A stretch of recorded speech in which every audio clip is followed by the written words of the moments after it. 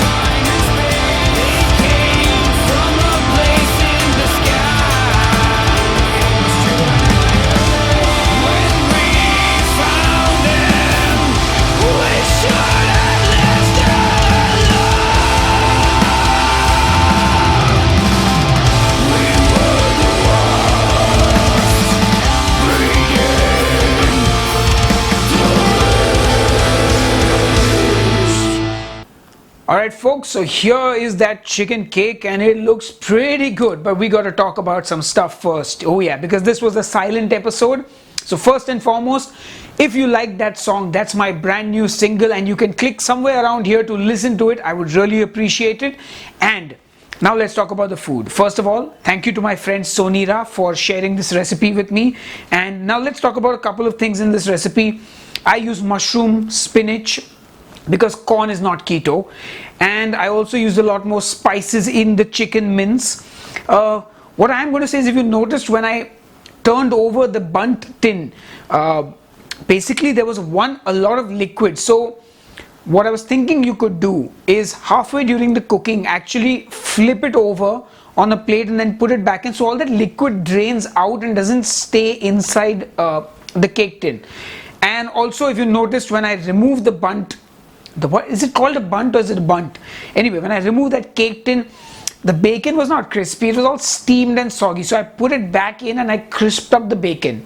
I may have overcooked the chicken, I'm not sure.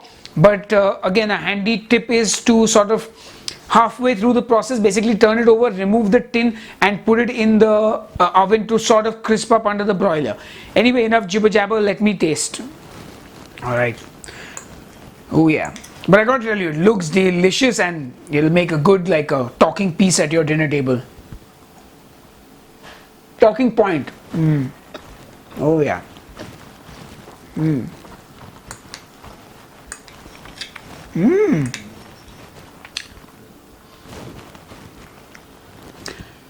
Alright folks, I've got to be honest with you because that's what I'm all about. For the first time I have critical feedback for myself. So the first thing I have to say is Tasty is a great channel, but it's basically it's like photoshopping models' faces to look perfect. So if you follow their recipes the way they make it, you won't get a beautiful dish like they make, because there's just too many factors. Like I said, the first thing I'm going to say is when you're cooking meat in a cake tin, there's nowhere for the liquid to escape. So the liquid will pile up first and foremost, which is why the bacon that's wrapped around will boil in that liquid, which is not a bad thing. But like I said, the most important thing is to remove this cake halfway through and flip it over and then put it back in, because chicken overcooks really fast. So that's my tip number one.